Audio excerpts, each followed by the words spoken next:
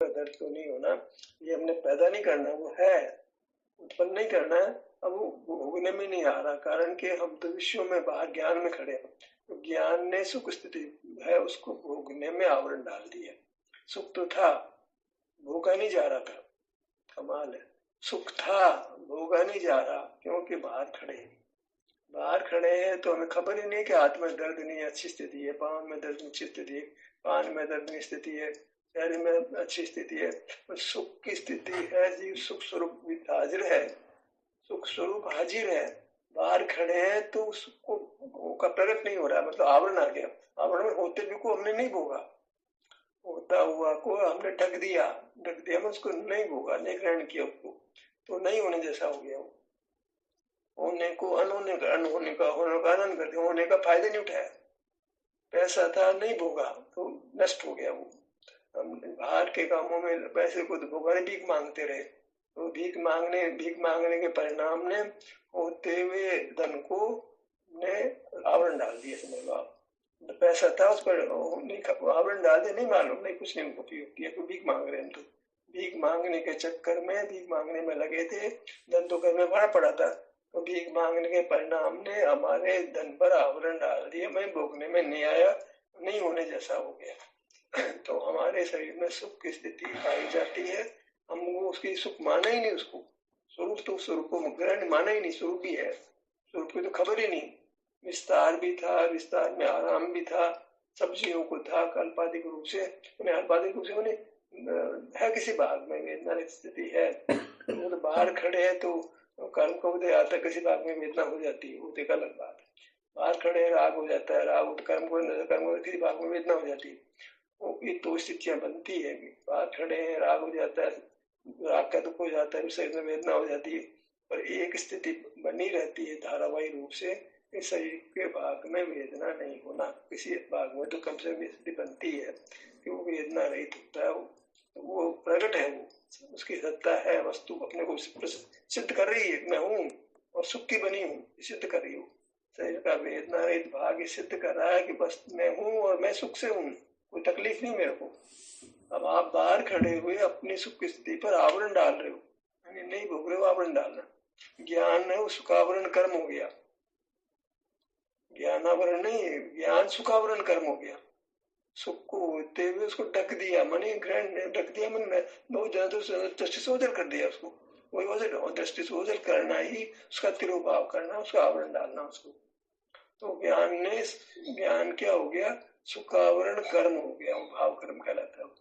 वो एक दुख की स्थिति बना दी हमने कि हमने सुख होते हुए भी, वस्तु होते हुए, वस्तु भी तो उसकी खबर नहीं, बाहर देखा तो मैं हूँ की भी खबर नहीं, होने पर भी मैं हूँ, ये है बात, ऑटोमेटिक है, मैं हूँ, उत्पन्न नहीं करना पड़ता ये बात, मैं हूँ ये बात पैदा नहीं करनी हमने, है ये बात ऑटोमेटिक है, हर जीव में मैं हूँ, और मैं हूँ के साथ में उसके किसी भाग में वेदना स्थिति भी है, वो सुख है ये भी बोल रहा है, वो वस्तु मैं हूँ और वेदना नहीं ये बात भी है।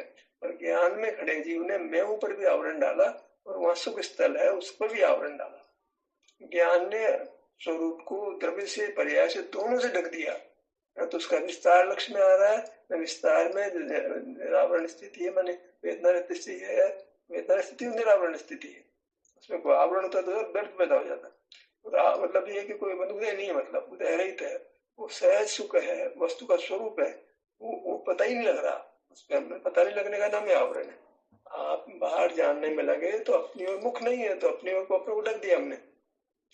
भगवान को हमने पीठ दे दी तो भगवान तो मौजूद थे, भगवान नहीं दिख रहे हमारे को, भगवान कुछ कहीं चले थोड़ी गए, मंदिर में भगवान है और हम नहीं जा रहे तो भगवान तो मौजूद है ना, हम नहीं जा रहे तो ज्ञान जो बाहर खड़े थे तो भगवान के दर्शन नहीं हुए, मंदिर के बाहर खड़े हैं, मंदिर नहीं जा रहे तो भगवान तो खड़े हैं। ऐसे अपना विस्तार तो खड़ा है, एक गया नहीं है, सबका विस्तार खड़ा है, एक भी पदार्थ नहीं, उसका विस्तार गायब हो जाता हो, उसका विस्तार तो जीवंत रहता है, और विस्तार जीवंत रहने के साथ में विस्तार में कहीं सुख स्थिति रहती है, तब तो बाहर खड़ा रहता है, दुख को तो बाहर खड़ा कैसे होगा, दुख को वेदना पड़ेगा, दुख नहीं है तब तो बाहर खड़ा आराम से, तो सुख रूप से वस्तु मौजूद है, तो भी बाहर खड़ा होने से वो मौजूद सुख स्थिति को वस्तु भी है, उसके सुख रूप से मौजूद है, वो सुखी वस्तु है, तो वो सुख रूप वस्तु को भोग नहीं पा रहा है, कारण कि वो बाहर खड़ा है।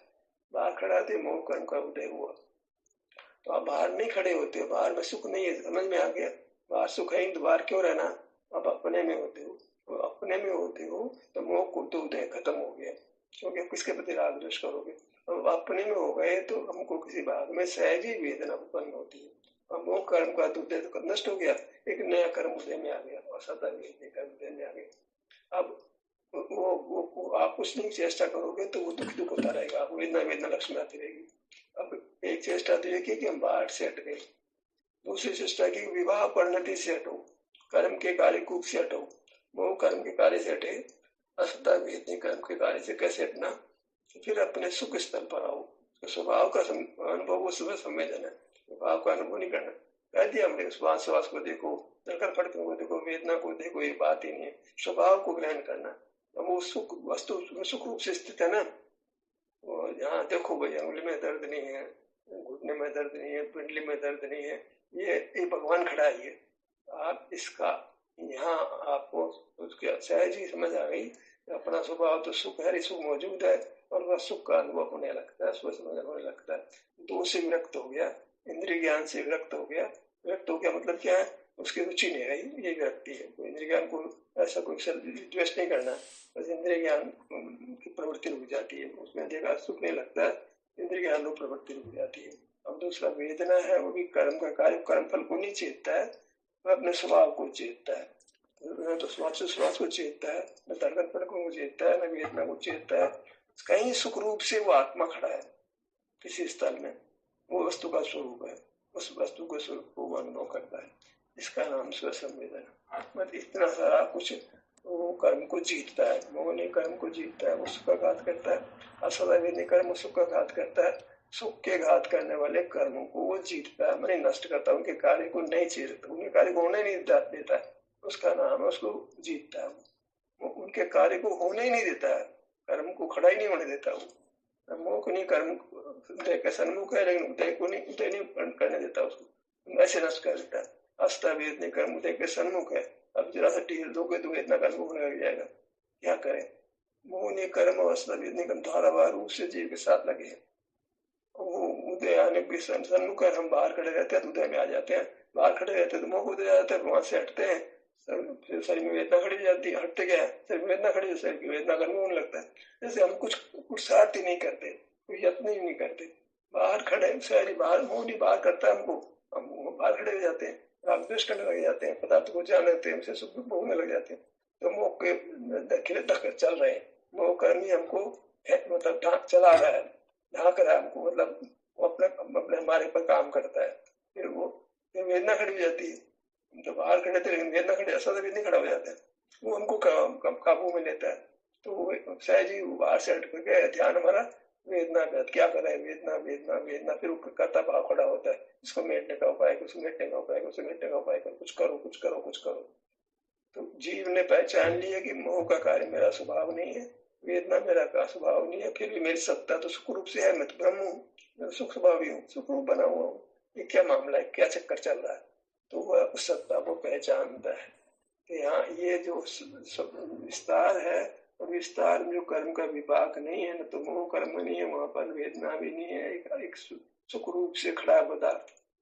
देखा हमने कि हमारे पिंडली में, पाँव की पिंडली में, पाँव की उंगलियों में वेदना नहीं है, तो प्रभु का रूप है, वो मेरा वास्तविक रूप है, मुझे मेरे वास्तविक रूप को चेतना है, भाव को नहीं चेतना है, स्वभाव को चेतना है, स्वभाव का अनुभव करना है। स्वभाव है, वो शरीर मौजूद है, वो स्वभाव है हमारा त्रिकाल, और वह कभी उसमें कुछ कर्म का कार्य वो हमको चेतना नहीं है। कर्म का बाहर खड़े तो प्रकृति कर्म का कार्य है, वो तो मोह तो बलवान है, उसमें तो कोई काम बनेगा ही नहीं। हम मोह से हटे, बाहर से हटे तो अपने में, अपना तो अपने विस्तार में रहना, बाहर से तो सुख है नहीं। अब विस्तार में आए तो फिर सदा वेदनी कर्म ने बुद्धि जाना शुरू कर दिया, यहाँ वेदना हो रही, यहाँ वेदना हो रही, यहाँ वेदना, क्या करे क्या करे, फिर कोई उपाय करो।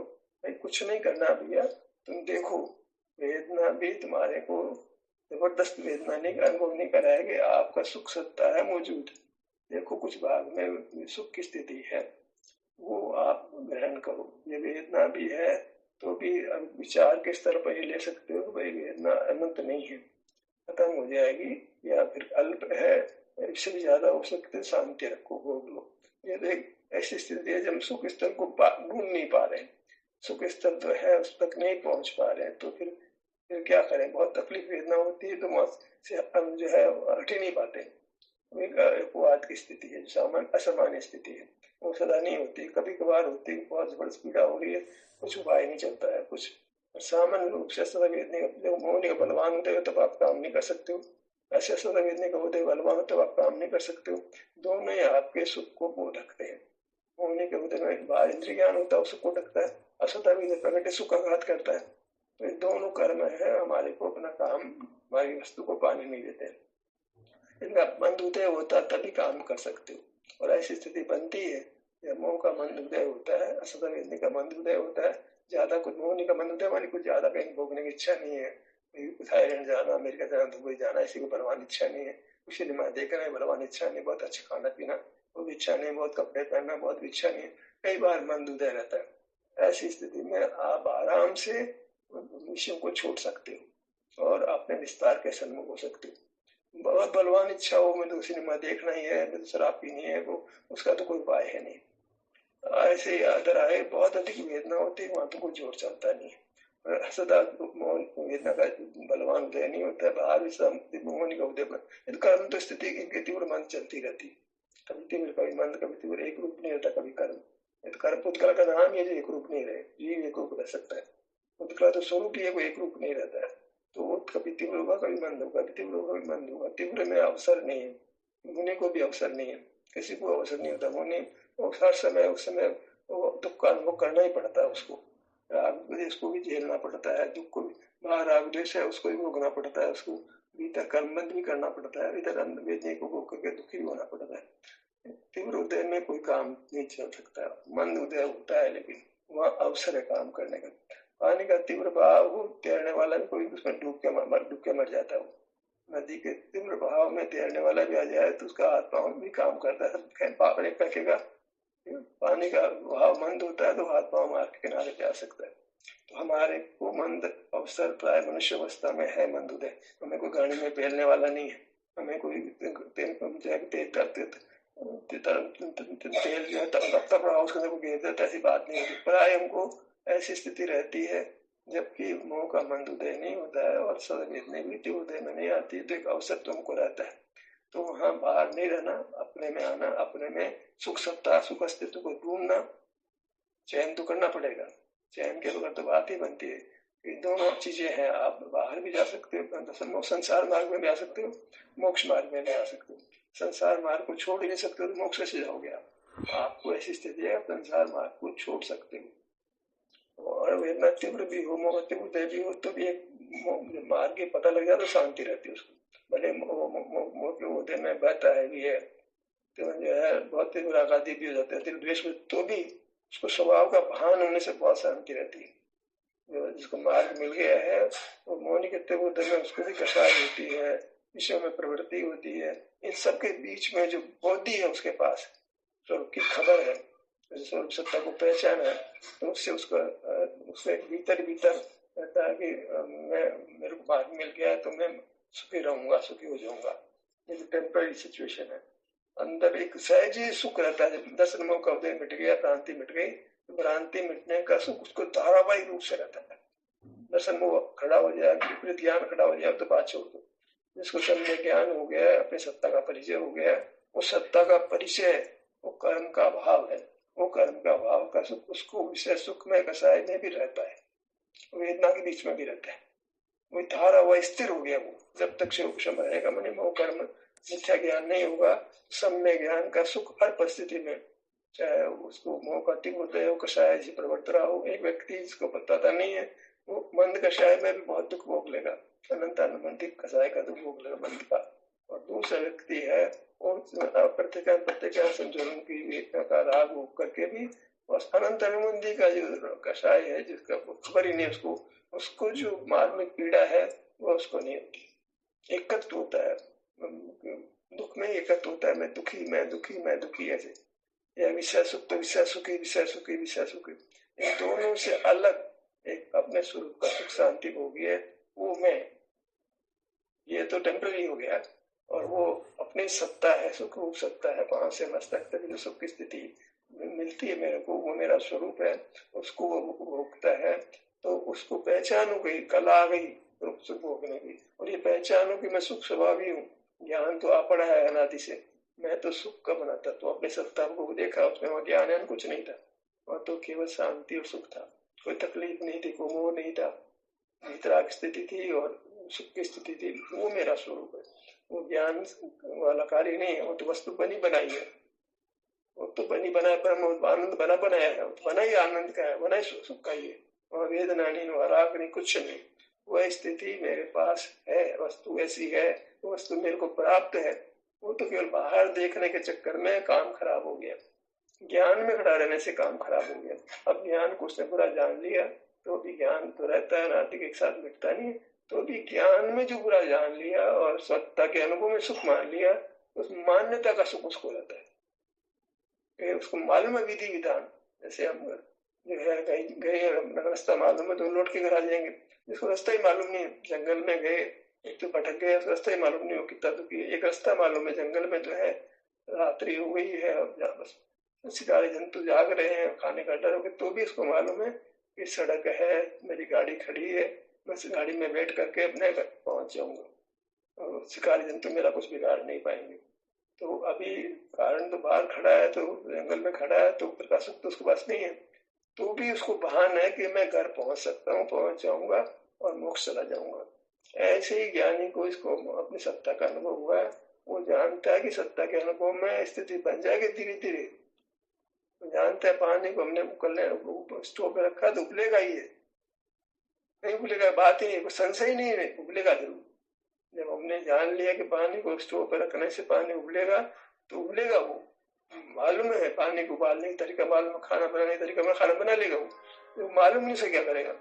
मोक्ष मार्ग से मालूम हो गया है, वो जानता है कि मोक्ष को पालूंगा, तो मोक्ष मुझे मिल जाएगा, समय लगेगा, तो कषाय भी होती है, वेदना भी होती है, लेकिन एक शांति, स्थिर शांति है कि मैं सुखी हो जाऊंगा, मैं परमात्मा हो जाऊंगा, भले ही बहुत समय भी लग सकता है, तो उसको देरी भी है, क्यों काम तो ऐसे ही होता है, सुनो को शुद्ध करने में समय लगता है, तो देरी होता है, करता है उस काम को, करता है भाई, पहले तो टाइम बहुत लगता था, आजकल तो बड़ी जल्दी शुद्धि के साधन हो गए, पर धीरे धीरे जो है वो इस प्रोसेस से सुख के प्रोसेस का पता लग गया है। अभी पूरा गंतव्य चला नहीं है, तो भी गंतव्य तक पहुंचा नहीं है, तो भी गंतव्य तक पहुंचने का तो कुछ सुख तो मिल गया है, पूर्ण सुख मिल जाएगा, दो बातें हो गई इसको, कुछ तो सुख मिल गया है, पूर्ण सुख मिल जाएगा, ऐसे इसको खबर है, उसको अंदर भीतर कितना अंदर ऑटोमेटिक एक शांति का भाव रहता है, आनंद का भाव रहता है, धारावाही रूप से रहता है, इसको शांति भोग लेगी जिसने अपनी सत्ता को पहचान लिया है। अभी कमजोर स्थिति है, बुद्धे बलवान है, तो बाहर भी खड़ा है, वेदना में भी खड़ा हूँ, तो भी जानता है कि मेरे को मार्ग मालूम है, उस मार्ग को ग्रहण करके जब भी मन उदय होगा, अपना मार्ग को ग्रहण करके तो ऑटोमेटिक ग्रहण कर लेगा, सुख की वांछा तो वृत्ति सहज सुखरूप हो जाएगी, जैसे ही परिस्थिति अनुकूल हुई वो अपने अनुभव करने लगेगा, अनुभव होने लगेगा कुछ भी कदम बोले से, जैसे परिस्थितियां थोड़ी अनुकूल हुई उसका काम शुरू हो जाएगा। जैसे बीमार हो जाते हैं तो नौकरी पे नहीं, जब छुट्टी ले लेते हैं, जैसे ठीक होता है तो नौकरी पे चले जाते हैं, अपने आप ऑफिस की ओर बढ़ जाते हैं, क्योंकि हमने जान लिया कि ऑफिस में जाने तनख्वाह मिलेगी, तो अपने आप ही तबियत ठीक होती ही हम ऑफिस में जाके ड्यूटी ज्वाइन कर लेते हैं, बस क्योंकि यहाँ हमको तनख्वाह मिलेगी, हमारा परिवार गृहस्थी चलेगी।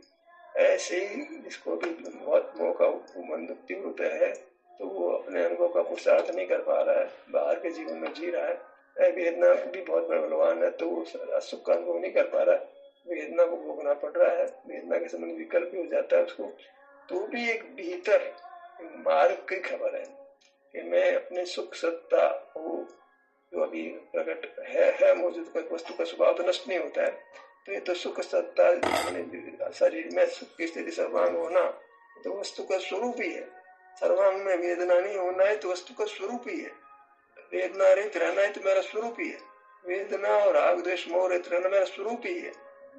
ये तो एक कर्म का खेल है कि मुझे राग द्वेष हो जाता है, वेदना हो जाती है, स्वभाव में ऐसा कुछ नहीं, कर्म है मोह नहीं, कर्म सदा वेदना, कर्म मेरे सुख स्वभाव को प्रकट नहीं होने देता है, और ये निर्णय होने पर वह जीव फिर घबराता नहीं है, डरता नहीं है, आकुल व्याकुल नहीं होता है, थोड़ा प्रतीक्षा करता है, वो का मंद उदय होता है, स्वलेने का मंद उदय करता है, तो वो अपने काम को कर सकता है, अपने सुख स्थिति में आकर के भोग सकता है। वेदनी कर्म मंद होता है तो शरीर में सुख का स्थल सुख लगने लगता है। हाँ, ये तकलीफ नहीं है, पहले तकलीफ थी, पहले कान में बहुत दर्द हो रहा था, अब दर्द नहीं हो रहा, अब आंख में दर्द नहीं हो रहा, पीठ में दर्द, अब दर्द नहीं हो रहा है, तो वहाँ उस सत्ता को सुख रूप अपना स्वरूप मान करके उसके अनुभव में रहकर सुखी रह सकता है। क्योंकि जान गया कि शरीर में भी इतना सदा नहीं होती, बाहर जाने की इच्छा भी बहुत सदा नहीं होती, दुनिया देखने की इच्छा भी सदा नहीं होती। ऐसी इच्छा जब बलवान नहीं, ज्ञान इच्छा बलवान नहीं है, वेद में बलवान नहीं है, इन दोनों स्थितियों में वो आराम से एक सुख की स्थिति बदन में बनती है। उसके अनुभव रहता हुआ वो कर्म के कार्य को खत्म कर देता है, मोह के मंद उदय को तो डाल ही देता है। जब अपने में आ गया, इधर अपने सुख की स्थिति सुख स्थल पर आ गया शरीर में, तो दुख स्थल से हट गया, दुख स्थल के कर्म में जो कर्म कार्य करता है उसको भी बिना फल दिए खिला दिया। कर्म को खिलाने की विधि उसको मालूम हो गई है, मंद उदय को तो खिला पाता है, तीव्र उदय को तो भोगना ही पड़ता है। तो वही जानता है मैंने कर्म किया, मैंने बांधा है, तो मुझे भोगना है, राग को भी भोगना है, अभी वेदना को भी भोगना है। लेकिन सदा बलवान नहीं होते हैं कर्म, तो कमजोर स्थितियों में उस कर्मों को मैं मार सकता हूँ, उदय में आने से रोक सकता हूँ। बलवान को रोका नहीं जा सकता, रस्सा कसी कौन बलवान कौन कमजोर है, पर कर्म सदा बलवान नहीं होते हैं, कर्म कमजोर नहीं पड़ते हैं, या कमजोर पड़ते हैं वही वो वार कर देता है। मैंने अपना काम अपने सुख सत्ता को ग्रहण करके कर्म को निष्फल कर देता है, कर्म बिल्कुल नहीं चेतता है, वो अपने स्वभाव को चेतता है। ये स्थिति बनती है साधक की, पर इसको स्वभाव का पता ही नहीं हो तो कर्म पर कोई चेतता है, शुभ उपयोग करेगा, सुपयोग करेगा, वेदना भोगेगा, वेदना का उपाय करेगा, ये कुछ करेगा, उसको तो सत्ता का पता ही नहीं है। वो तो ज्ञान को अपना स्वभाव माने बेटा तो ज्ञान करता रहेगा, ज्ञान में कुछ दोष प्रवृत्ति होगी वो करता रहेगा। जिसने ज्ञान को अपना स्वभाव नहीं माना है, नैमित्तिक माना, औदैहिक माना है, कर्म के होते से ज्ञान होता है, शरीर नहीं बना तो ज्ञान नहीं होता, ऐसा बराबर निर्णय कर लेता है, तो ज्ञान की रुचि समाप्त हो जाती है। ज्ञान की रुचि समाप्त हो तो क्रिया की रुचि अपने आप खत्म हो जाती है। ज्ञान में तो सारी क्रिया करेगा, ज्ञान को अपना स्वभाव नहीं माना तो क्रिया को भी अपना स्वभाव नहीं माना, निष्क्रिय हो जाता है। सब क्रिया ज्ञान के अगेंस्ट में सत्ता का अनुभव, सुख का अनुभव करने लगता है। ये मोक्ष मार्ग हो गया। जिसको सत्ता का परिचय तब वो जो आंख बंद कर बाहों से मस्तक तक आ गई, ये हम प्रयोग कराते, ये तो कराते हैं, पढ़ाए जा रहे हो ज्ञान समान ज्ञान समान ज्ञान समान, आज जगत में सबको कर ज्ञान करते रहो, स्वाध्याय करते रहो, पूजा करते रहो, ज्ञान क्रिया करते रहो, ज्ञान क्रिया करते रहो। जो धर्म नहीं है, बहिर्मुक्त है, उसको ही प्रिय लग रहा है, उसको वही कर रहा है। तो जैन धर्म क्या पाया उसने? कुछ नहीं पाया। जैन धर्म के स्वरूप को ही नहीं जाना उसने, वहां तो मार्ग ही नहीं है। तो जब मार्ग तो आता ही तब है जब वो ध्यान का प्रयोग करता है। आंखें बंद करो, जान को ललाट पे लाओ, हाथ पे लाओ, पाँव पे लाओ, उसको मजाक बनाते हैं। तो ऐसा जब मजाक बनाने लगे तो हमने कहा इन वालों को छोड़ो। हमने यही कहा देखो मोक्ष मार्ग का ये प्रकार है, आंखें बंद करो, जान को ललाट पे लाओ, हाथ पे लाओ, कान पे लाओ। तो भाई साहब शरीर का ध्यान करा रहे हो, ये तो मार्ग ही नहीं है, जैन धर्म नहीं है, तो विपरीत रहने मत है। पता नहीं क्या क्या करके हमको तिरस्कार किया। तो मैंने कहा हम आपको ही छोड़ देते हैं, तुम तुम्हारा ज्ञान क्रिया करते रहो, स्वाध्याय करते रहो, पूजा भक्ति करते रहो। तुम्हारा दो ही रास्ते हैं, या तो स्वाध्याय करोगे, या पूजा करोगे, दर्शन करोगे, तीर्थ यात्रा करोगे। तुम वहीं बने रहो, हमारे में बने रहते।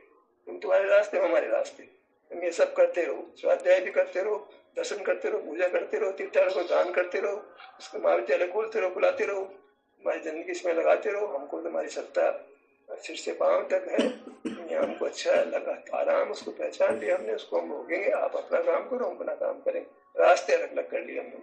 आप उनका रास्ता दर्श स्वाध्याय पूजा का है, हमारा रास्ता स्वाध्याय का है, पूजा का है। हमारा रास्ता तो अपने मूर्त को भोगने का है। जो सुख सत्ता रूप है, परमात्मा रूप है, परमात्मा अवस्था, परमात्मा को भोगेंगे। बाहर में पुद्गल रहता है, उसे ज्ञान में नहीं रहेंगे। ऐसा हमने कर लिया उन लोगों से। बताइए आप। कहते हैं मोक्ष मार्ग बहुत संक्षिप्त है, इसी बात को क्या करें, बोलना है, सुनना है, अभी हमको नहीं है भारत का विस्तार कर रहे हैं। एक ही बात को जो है मेरी बात को यही वाला विस्तार कर देता है, यही मेरा काम कर देता है। आजकल आदमियों काम तो यही करने लग गया ना, तो विस्तार करूं मैं, बहुत सारा लिखूं सोचूं, इसके बजाय वो अपने आप ही मेरे को बहुत सारा बना के दे देता है। तो ऐसा एक है, साधनों का उपयोग हम कर लेते हैं, अपने हित के लिए कर लेते हैं। करना तो नहीं चाहिए, लेकिन क्या करें, अपने में नहीं रह पाते हैं। तो फिर ये स्वाध्याय ज्ञान सुख का स्वाध्याय तो होता है, वो स्वाध्याय तुम कुछ नहीं रहा, जो ज्ञान सुख को अपना स्वभाव मान रहा है, पर कौन सा स्वाध्याय तो करे ना, कम वो तो नहीं कर पा रहे ना। तो स्वाध्याय करने में हमको एआई मदद कर रहा है, जो हम बात करना चाहते हैं उसको बहुत अच्छा खोल देता है, वो हम आपके सामने पेश कर देते हैं, क्योंकि अनुभव तो नहीं कर पा रहे हैं, अनुभव निरंतर हो भी नहीं पाता, कमजोर स्थिति है, ज्ञान में रहना पड़ ही रहा है, तो फिर कैसा ज्ञान करें? तो भाई ऐसा ज्ञान करो जो अनुभव को प्रेरित करे। वहां तो ज्ञान स्वभाव करने वाले तो अनुभव को प्रेरित नहीं करते, तो ज्ञान करने की प्रेरणा दे रहे हैं। ज्ञान को, आत्मा को जानो, तो ज्ञान तो परोक्ष है, परोक्ष ज्ञान से क्या आत्मा का अनुभव होगा? तो ज्ञान शब्द को ऐसा पकड़ा है, छोड़ना ही नहीं चाहते हो। तो ज्ञान तो सब प्रकट इंद्रिय ज्ञान है, परोक्ष है, और वो निंद है, और वो उपाधि नहीं है, और केवल ज्ञान उपाधि हो नहीं सकता है, तो प्रवचन सारी खलास हो जाता है।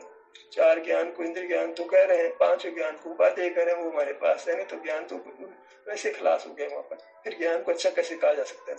चारों ज्ञान को निंद कर रहे हैं, पांचों केवल ज्ञान हमारे पास है नहीं, कोई उपाधि है, तो उपाधि ज्ञान तो हमारे पास है, तो फिर ज्ञान की चर्चा बंद करनी पड़ेगी ना, फिर रास्ता दूसरा ढूंढना पड़ेगा। वो रास्ता अनुभव का, इसको दर्शन कहो, सुख कहो, कुछ भी कहो भले से। वहाँ फिर हम ज्ञान नहीं करते हैं तो बाहर जानना बंद कर देते हैं, सहज ही हमारी स्थिति सिर्फ देह प्रमाण हो जाती है। देह प्रमाण हो जाती है तो एक नई कष्ट है कि वेद नहीं कर्म उदय में आता है, तो हम कहते हैं कि भैया ये भी कर्म फल जीत रहे हो आप। तो भी कुछ स्थल ऐसे हैं जहाँ सर्वदा वेदना नहीं होती, कई बार कहीं भी वेदना नहीं होती, तो बहुत ही बढ़िया काम है, बने रहो अपने में, बाहर तो सुख मिलेगा नहीं, अंदर कम मिले ज्यादा मिले, अंदर बने रहो। सुख तो है हमारे प्रकट कम ज्यादा हो रहा है, वस्तु तो मौजूद ही है, प्रकटता उसकी कम ज्यादा हो रही है, तो प्रकटता तो पूर्ण हो जाएगी, चिंता क्यों करते हो? आवरण मिटेगा, पूरा प्रकट हो जाएगा, वस्तु मौजूद है कि नहीं? इसको ऐसे सूर्य तो मौजूद है, बादल आड़े आ गए, सूर्य तो मौजूद ही है, ऐसे ही वस्तु तो मौजूद ही है। वस्तु माने पांव से मस्तक मौजूद है, सुख स्वभाव से मौजूद है, प्राकट सुख की बात नहीं है, सुख स्वभाव से वस्तु मौजूद है, और सब कुछ अंश प्रकट भी है, कुछ कार्य प्रकट भी है। सूर्य पे ग्रहण लगा है, लेकिन कुछ सूर्य की रोशनी प्रकट है, सूर्य की किरणें निकल रही है। ऐसे ही हमारी सत्ता मौजूद है, सुख स्वभाव वाली सत्ता है, और कर्म के उदय से वो सुख प्रकट नहीं है, लेकिन कुछ प्रकट भी है। जो कुछ प्रकट है वो आत्मा है, जो सूर्य की किरणें प्रकट है वो सूर्य है, जो सत्ता में वेदना रहित स्थिति है वो आत्मा है, वो वेदना रहित स्थिति, वो सुख की स्थिति वो आत्मा है।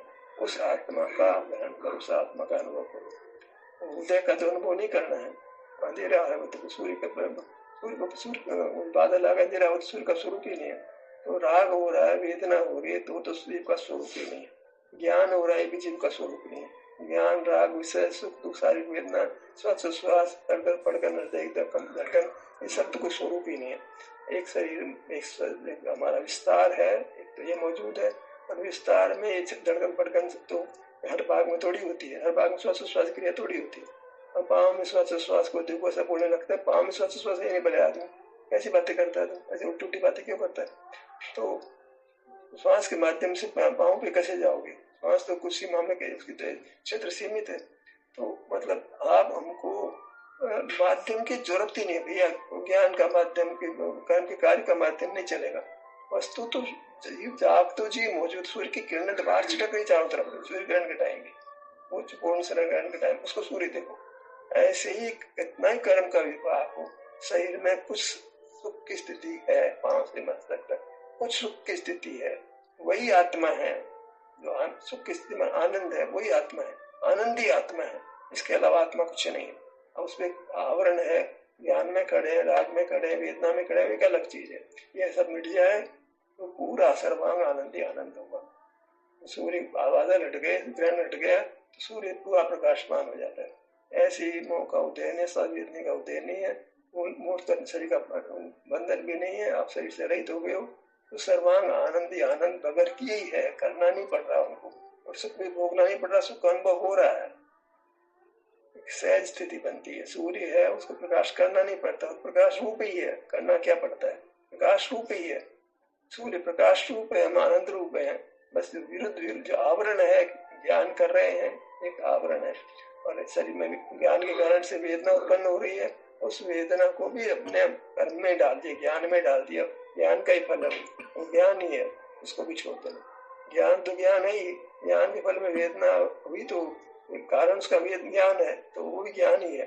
ज्ञान भी ज्ञान है, वेदना भी ज्ञान है, धड़कन फड़कन श्वास सब ज्ञान ही है। तो हमने ज्ञान हुई, पढ़कर हुई, कंपन हुई, ये सब ज्ञान ही है। वो छोड़ दो, जहाँ कोई न धड़कन है, न पड़कन है, न वेदना है, न कोई राग है, न द्वेष है, वहाँ एक सहज शांति है, सहज आनंद है। वो जीव है, वो आत्मा है, वो ब्रह्म है, वो सदा कायम है।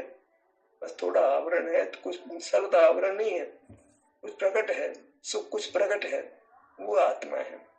सुख को पैदा नहीं करना पड़ता है, सुख है, उसको भोगना है, भोगने में आवरण मिट जाता है, पूरा सुख व्यक्त हो जाता है। हमने सुख उत्पन्न नहीं किया, हमने तो सुख को भोगा जो वर्तमान मौजूद है, तो सारा सुख प्रकट हो गया। सुख का प्रकट बना हुआ सुख को हमने उत्पन्न नहीं किया, हमने तो सुख को भोगा है, जितना थोड़ा सुख था उसको भोगा था, तो आवरण मिट गया और पूरा सुख हो गया। जब हमने सुख को भोगा तो समय ज्ञान आवरण कर्म काम नहीं, मतलब मोह कर्म काम नहीं करता है, अस्तावेद कर्म काम नहीं करता है, इसका नाम इनको हटाना है, उनको निष्फल कर दिया, बगैर फल दिए खिला दिया। ऐसे सारा कर्म खिला देते हो आप, कुछ कर्म आप भोग के खिलाते हो, कुछ बगैर भोग के खिलाते हो, किसी तरह से आप कर्म से अपने आप को मुक्त कर लेते हो। और उसका आश्रय क्या है? आपकी सुख स्वरूप सत्ता, जो किसी न किसी रूप में व्यक्त है, पैदा नहीं करनी उसको, वो व्यक्त है, कुदरती व्यक्त है, कि वो वस्तु का स्वरूप है, उसको आप भोगते हो तो कर्म का आवरण मिट जाता है। अगर फल देखे जाता है, कुछ फल देखे जाता है, आप कर्म रहित हो जाते हो, आप सिद्ध परमात्मा बन जाते हो।